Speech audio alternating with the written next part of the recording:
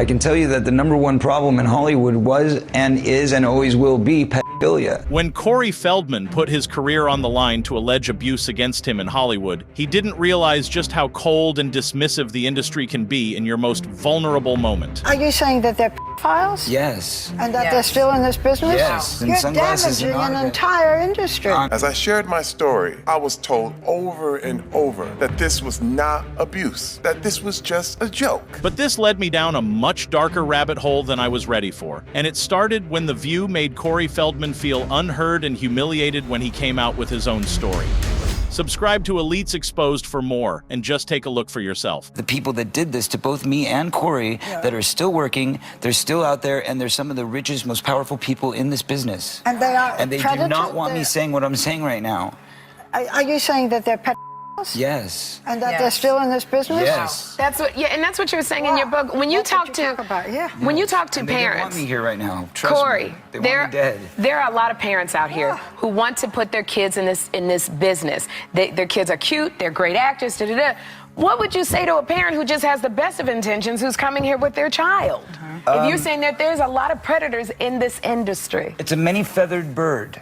Okay? Be careful what you wish for. That's what I'll tell you. Don't go into it with naivety. Don't go into it thinking that it's all roses and sunglasses. You're damaging an entire industry. I'm sorry, I'm not trying to. I'm just trying to say that it's a very important, serious topic. Wait, what did she just say? Listen, I don't want to speak ill of someone like Barbara Walters, who's not alive to defend herself, but the fact that The View tried to put Corey on the back foot for quote-unquote damaging the industry is exactly the kind of victim blaming that feels revolting to me. Because, by the way, this appearance on The View back in 2013 was the same day that Corey Feldman released his tell-all memoir called Choreography, and his allegations were about to become a domino in a long list of former child stars coming out with allegations of abuse against Hollywood bigwigs. I can tell you that the #1 problem in Hollywood was and is and always will be pedophilia.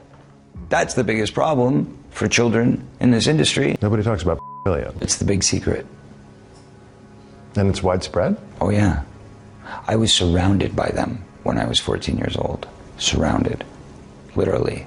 Didn't even know it. It wasn't until I was old enough to realize what they were and what they wanted and what they were about and the types of people that were surrounding me till I went, oh my God, they were everywhere like vultures. Corey Feldman, though, never received an acknowledgement or an apology from Barbara Walters for dismissing his vulnerability live on air. He remarked, "It was like a knife in the heart. It was shocking to me that somebody who I admired so much and I looked up to so much could be so deaf and so just completely wrong and off base." In fact, former co-host on The View, Jenny McCarthy, actually spoke to Corey Feldman years later and revealed just how uncomfortable she got when Barbara Walters tried to corner him for making those allegations. And you were so vulnerable and honest, and Barbara Walters had said a line to you that it was literally brutal. It was brutal. It was so brutal. You know, afterwards, we pulled her to the side backstage and was like, how dare you do that? It was good. She said basically when Corey came out and said, this is what's going on, kids are being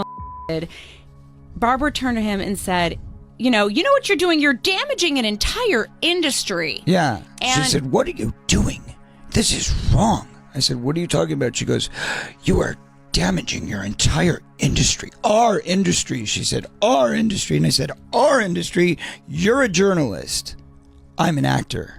What are you talking about? And remember, this was the start of a whole unfurling of allegations from men like Corey Feldman, Terry Crews, Brendan Fraser, and Drake Bell, who came out with their own stories of abuse in the past. And to me, the fact that this was happening almost in parallel to the more female-centric Me Too movement in the industry just a couple years later made the contrast in Hollywood's response and sympathy painfully stark. Because being a man often means the first step to getting justice is to start by being taken seriously by the people you're opening up to. And that's especially true in Hollywood when the people you're pointing to are at the absolute top of the industry's power ladder. And you can be sure they've got all the levers of control to make you shut up and turn your life into a living hell if you threaten their entrenched system. And what would be wrong with going to the police now again? Didn't work out in Santa Barbara. There's a statute of limitations, Matt, in the state of California, which protects people. It's not that way in New York. It's that way only where the movie industry is, conveniently enough, in California.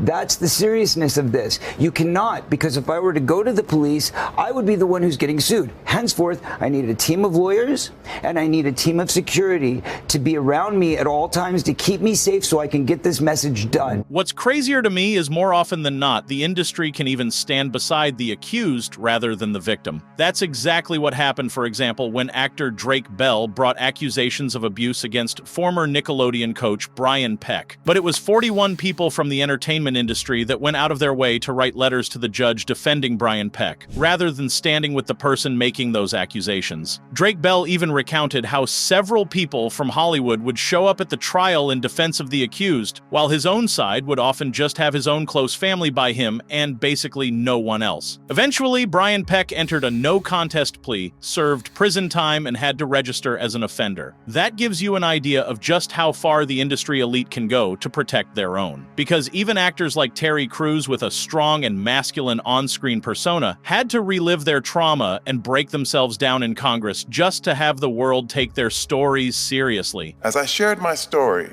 I was told over and over that this was not abuse, that this was just a joke, that this was just horseplay.